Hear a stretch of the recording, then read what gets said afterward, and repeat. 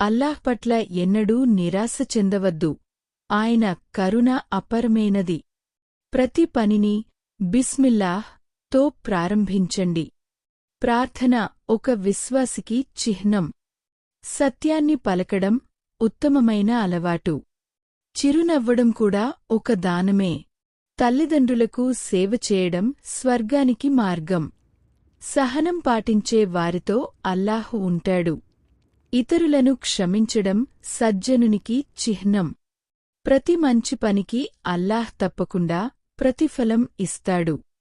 అల్లాహ్ను స్మరించుకోవడం హృదయానికి శాంతిని చేకూరుస్తుంది. అల్లాహ్ ఎల్లప్పుడూ న్యాయంగా వ్యవహరిస్తాడు.